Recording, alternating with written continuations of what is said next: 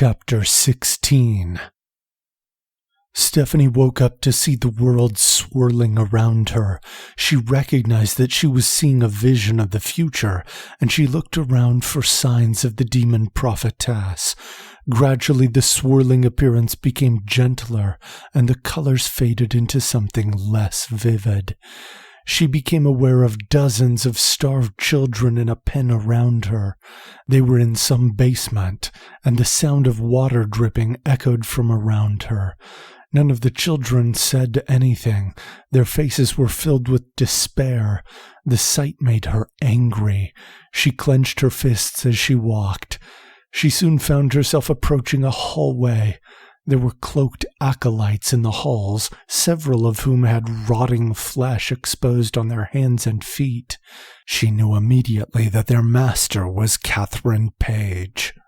There was a thick wooden door at the end of the hall, and she could make out some screaming. She moved slowly and made sure that no one was aware of her presence. The acolytes remained motionless as she stepped ahead. Gradually, she was able to make out some of what was being said. There were names being screamed. She gasped as she recognized the voices as belonging to Savannah and Lincoln. She hurried into the room, only to see Savannah getting sliced open by Catherine Page. Stephanie's jaw dropped in horror, but she found herself unable to turn away. Tears rolled down Lincoln's cheeks as he screamed for Catherine to stop. Of course, his reaction only fueled the savagery with which she cut into Savannah. Stephanie covered her mouth as she witnessed the insanity of the necromancer. Even though she had seen people die, and she had seen awful acts by the slavers in Kappa 16's compound, the scene made her stomach knot up, and she had to fight the urge to vomit. After a moment, Savannah's screams ceased. Stephanie breathed deeply, hoping that the worst was over. "Bring in another one," shouted Catherine with sadistic glee. The thick wooden door swung open, and one of the children she had seen was brought in. "What?" gasped Stephanie. Of course, her reaction was not visible to anyone in the room. Catherine calmly took her blood-spattered knife and stabbed the child. Using the dark powers of her demon key, she restored life to Savannah's body. The injuries healed with scars as Savannah coughed violently and began breathing again. "Stop it!" shrieked Lincoln. "Oh, Daddy," chided Catherine. "Why would I want to stop when I'm having so much fun?" She sliced into Savannah again. Stephanie knew that they must have been going through this torture for some time, since they no longer bothered to struggle against the bonds that fastened them to their chairs. Unable to bear the sight of that gruesome scene another minute, Stephanie rushed out of the room. Her eyesight blurred with tears as she rushed down the hall. She wanted to leave immediately. She wanted to be with Samuel. She wanted to stop the scene from happening. Suddenly she bumped into someone and fell onto the ground. "Are you okay?" came a familiar voice. She wiped her eyes and looked up, surprised that someone had seen her, but calmed down a bit when it seemed that Michael had found her. "Michael?" she asked. "You spoke," he said in surprise. "I've never heard you speak." "What are you talking about?" asked Stephanie. "We've spoken before, and that doesn't even matter." "Doesn't matter?" he said in shock. "You're mute, and now you can talk." Stephanie raised an eyebrow in confusion. "Just in here," said Stephanie. "You know that." "Oh, I'm not Michael," he replied with understanding in his voice. "Victor?" asked Stephanie. "Yes," replied Victor. "How are you here?" asked Stephanie in shock. "I'm using Jonathan's key," said Victor with a smile. "What?" gasped Stephanie. "I know," said Victor. "The mind realm is pretty crazy." "I'm not in the mind realm," said Stephanie. "I'm having a vision of the future." "Well," said Victor, Maybe it's strong enough that I'm seeing it through the mind realm, because even if you're seeing the future, you're still in the present." "That's true," said Stephanie.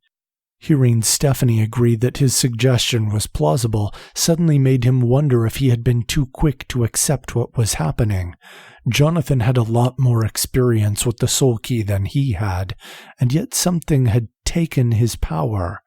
Of course, he also knew that Jonathan was not the only key bearer in trouble. He had heard the screams of Savannah Thomas, and he knew that Archdemon's hand was up to something sinister. The fact that Stephanie was here with him was only another irregularity that made him feel uneasy about the entire situation. He hated all the secrecy. His train of thought was interrupted by shrieks of pain from down the hall. "That's Savannah," said Victor. "Come on." "I don't think so," said Stephanie cautiously. "We have to help her," said Victor in an impatient tone. "We can't help her like this," said Stephanie. "My key only gives me visions, so unless someone is seeing the future with me, they are beyond my power. And you may have used Jonathan's key to come here, but healing her isn't going to change." Her voice cracked. "What's happening?" "Why?" asked Victor in a worried tone. "What's happening?" They were interrupted as a man in a large red cloak walked by them.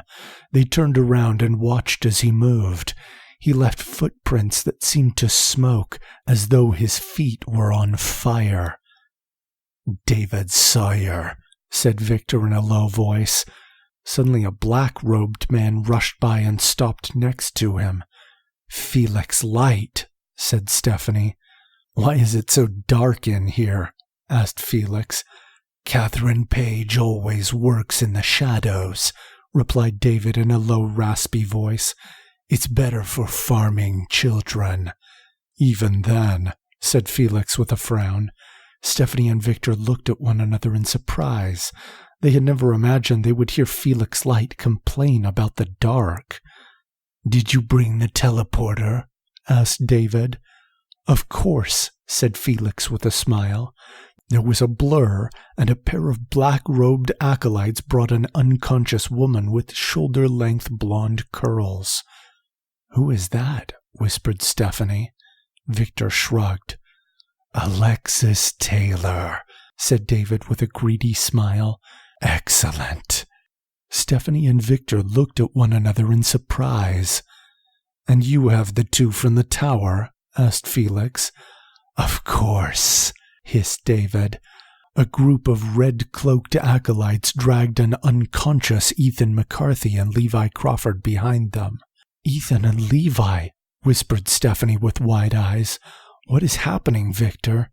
"You know, if this works," said Felix, "it would become very useful to have access to other divine key-bearers." "You're right," said David.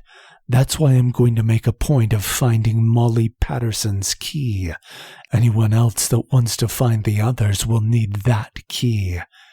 "Can't you just pay the demon prophetess?" asked Felix. "I mean, I guess if I got my hands on one, I'd probably hold on to them myself, just in case. But Sarah makes it easy." "I don't trust her," said David. Felix laughed. "That's a fair point," he said. "But hopefully she's right about this. I mean, 1,000 years." There was a rustling on the other end of the hall. David and Felix spun around. "Someone's here," said Victor as he turned around. At the other end of the hallway stood a monstrous swarm of writhing tentacles. "William Fine," said Stephanie. Victor grabbed his key and put himself between Stephanie and the monster. "He shouldn't be able to see us," said Stephanie. "Let's just back around that other corner." Victor turned to see another hallway in a different direction. Finally he nodded and followed Stephanie behind the corner. As the creature approached, Victor's key began to glow, and the tentacles retreated like those of a defensive sea anemone. Victor turned to Stephanie. She did not see the creature, only the man who bore the demonic mind control key. William Fine looked uncomfortable, but he pushed on around the corner. Stephanie stepped out to see what was happening, but stopped short when she felt the gaze of Sarah Hawkins. She whirled around and grabbed her key. Sarah pulled her key forward, but stopped as she saw Victor turn the corner. "You!" she hissed in shock. Stephanie turned to see that Victor was stepping up next to her. Sarah's face flushed with fear, and she grunted as she rushed around the corner to join the other demon worshippers. "What was that?" whispered Victor. Stephanie's eyes widened. "I'm not sure," she said. "I've never seen her look so afraid." The sound of the thick wooden door creaking open echoed down the hall. "What exactly was going on in there?" whispered Victor. Stephanie looked Victor in the eye in such a way that he felt uncomfortable for having asked the question. "Torture and human sacrifice," she whispered at last. "I may not have all the power of the soul key, but I have to do something to stop it," said Victor.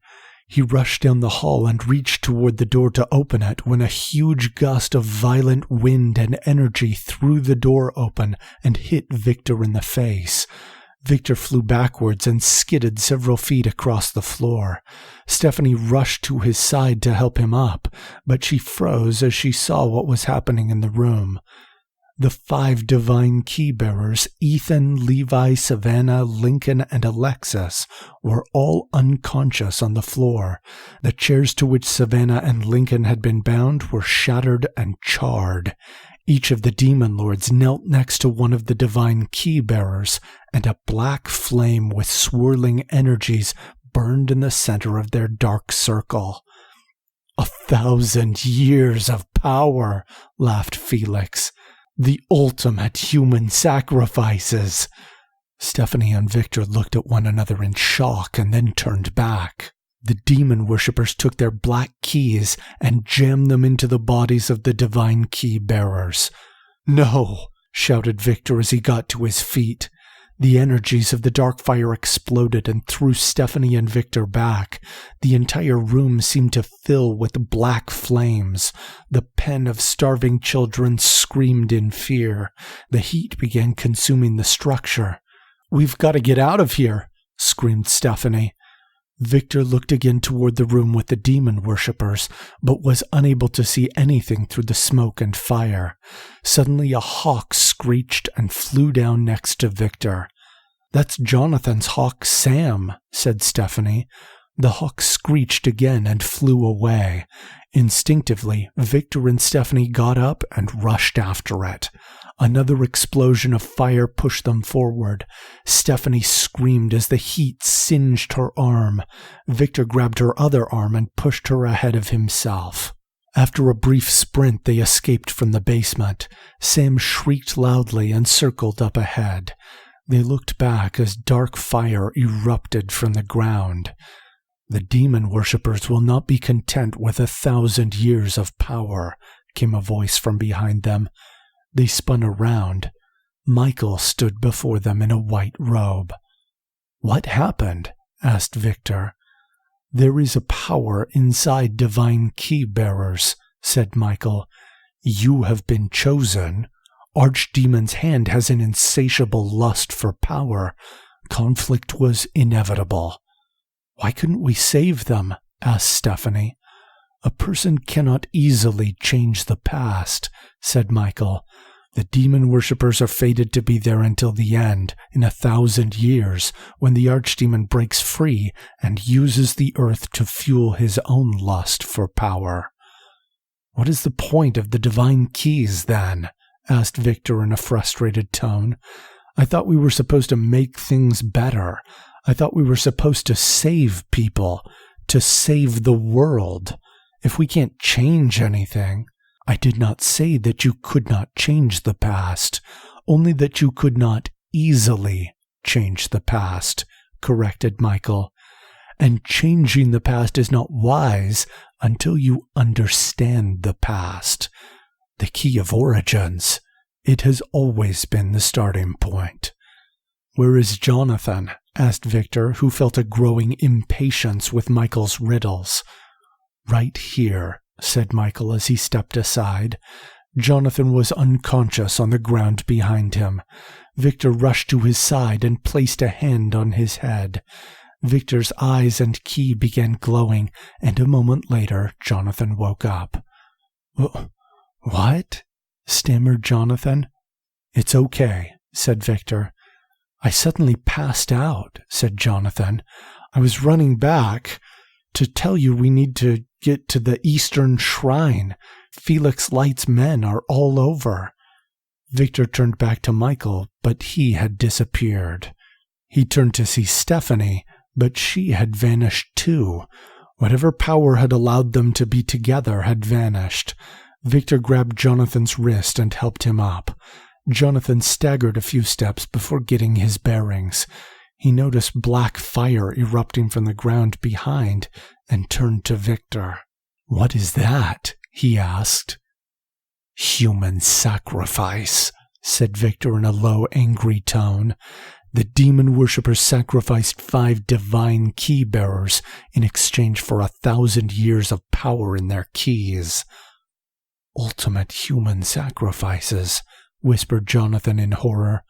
"That's what Sarah Hawkins said she was after." "We were too late," said Victor. "Well, we're not going to be too late to help Samuel and Stephanie," declared Jonathan.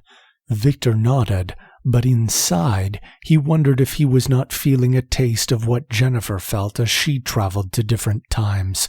His thoughts turned to the betrayal of Daniel Young, the sudden death of Erica Kingsley, the fall of the hospital tower, and the sacrifice that he had just witnessed.